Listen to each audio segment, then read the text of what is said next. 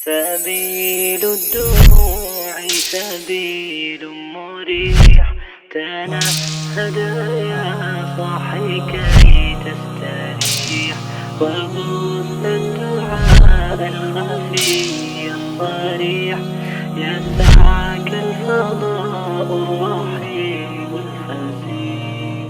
بسم اللہ الرحمن الرحیم. علم النحو کا 8واں باب ہے اسماء عاملہ. اس کا آخری سبق ہے، سبق نمبر 8 جو ہم آج پڑھیں گے، عامل مانوی. عامل مانوی کیا ہوتا ہے؟ دیکھیں حضرت تعریف کر رہے ہیں، یہ وہ عامل کہلاتے ہیں جو لفظ میں ظاہر نہیں ہوتے، اس کو عامل مانوی کہتے ہیں. بس ان کو ہم ویسے ہی ایک تصور کر لیتے ہیں، ایک فرض کر لیتے ہیں کہ یہاں پر یہ عامل موجود ہے اور یہ عامل یہاں پر یہ عمل کر رہا ہے. اس کے دو قسمیں ہیں، ایک یہ عمل کرتا ہے اسم میں اور دوسرا یہ عمل کرتا ہے فعل میں. پہلے بات کر رہے ہیں اسم میں عمل کرنے والے عامل کی. اسم میں جو عامل عمل کرتا ہے وہ ہے ابتدا. اب ابتدا کا کیا مطلب ہے؟ ابتدا کا مطلب یہ ہے کہ اسم کا لفظی عوامل سے خالی ہونا، یعنی لفظوں کے اندر کوئی ایسا اس کے اوپر عامل موجود نہیں ہے. بعض اوقات لفظوں میں عامل موجود ہوتے ہیں، ان میں سے کوئی نہ ہو، کلام یہاں سے شروع ہو رہا ہو، آغاز ہو رہا ہو، ابتدا ہو رہی ہو، تو اسی ابتدا کو ہی عامل کہہ دیا جاتا ہے. اب یہ جو ابتدا ہے یہ مبتدا اور خبر دونوں کو رفع دیتا ہے. جیسے نا عابد طالب، عابد طالب علم ہے. اب دیکھیں عابد مبتدا ہے اور طالب خبر ہے. مبتدا پر بھی رفع آ رہا ہے اور خبر پر بھی رفع آ رہا ہے. اب اس عابد کو رفع دینے والا کون ہے؟ تو اس عابد کو رفع دینے والا ابتدا ہے، یعنی یہاں سے کلام کا آغاز ہو رہا ہے. اب یہ ابتدا آپ کو لفظوں میں نظر نہیں آ رہی، اسی لیے اس کو عامل مانوی کہا جاتا ہے. اور طالب، اس کو بھی رفع دینے والا یہی ابتدا ہے. دیکھیں یہاں پہ دو قول اور ہیں. ایک قول یہ ہے کہ عابد کو ابتدا رفع دے رہا ہے اور جو خبر ہے طالب اس کو مبتدا رفع دے رہا ہے.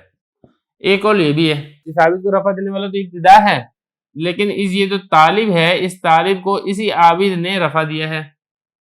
اور دوسرا قول اور بھی ہے. دوسرا قول یہاں پر یہ ہے کہ عابد مبتدا کو خبر نے رفع دیا ہے، خبر کو مبتدا نے رفع دیا ہے. تو یہ والا قول بھی پایا جاتا ہے. لیکن جو صحیح قول ہے جس کو ترجیح دی گئی ہے وہ یہی ہے کہ ان دونوں کو جو رفع دے رہا ہے وہ یہی ابتدا رفع دے رہا ہے. یہ تو ہو گیا اسم کے اندر رفع دینے والا ابتدا. اب دوسری بات ہے کہ جو فعل مضارع میں عامل مانوی ہے اس کا بتا رہے ہیں. فعل مضارع میں عامل مانوی یہ ہے کہ عامل ناصب اور عامل جازم سے خالی ہونا. دیکھیں فعل مضارع کے بارے میں بھی آپ پڑھ چکے ہیں کہ فعل مضارع یہ مورب ہوتا ہے سوائے جمع مؤنث کے دو صیغوں کے، لیکن اس میں جو عمل ہوتا ہے وہ یا تو عامل ناصب ہوتا ہے یا پھر عامل جازم ہوتا ہے. جو اگر عامل ناصب بھی نہیں ہے اور عامل جازم بھی نہیں ہے تو ہم یہ کہیں گے کہ اس کے اوپر رفع ہے. تو یہی کہتے ہیں کہ فعل مضارع کا عامل ناصب اور عامل جازم سے خالی ہونا، یہی خالی ہونا فعل مضارع کو رفع دیتا ہے. جیسے دیکھیں یضرب زید. اب یضرب فعل مضارع ہے. اب اس فعل مضارع کے شروع میں نہ تو عامل ناصب ہے جیسے لن یضرب، ایسا بھی نہیں ہے، نہ ہی عامل جازم ہے جیسے لم یضرب، ایسا بھی نہیں ہے. تو ان دونوں سے جب یہ خالی ہے تو پھر اس وجہ سے اس کے اوپر رفع آیا ہے یضرب زید. اسی طرح یدرس خالد. تو اسی کو کہا جاتا ہے عامل مانوی. تو یہ یہاں تک ہمارا یہ باب الحمدللہ مکمل ہو گیا ہے.